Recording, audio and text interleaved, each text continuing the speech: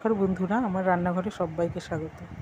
আমাদের মধ্যবিত্তের ঘরে এই ডালের ভূমিকা কিন্তু অনস্বীকার্য। ডাল আর ভাতের ব্যবস্থা হয়ে গেলে মানে কোনো ব্যাপার নেই।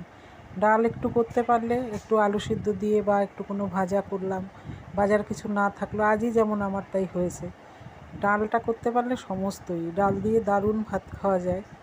আর এই লকডাউনের সময় এই তো রোজই ডাল ভাত খেয়েছি, তাও পরিবারের সাপোর্ট ছিল তাই, না হলে ওটুকু জুটতো না। ব্যবসাটার খুবই ক্ষতি হয়ে গেছিলো।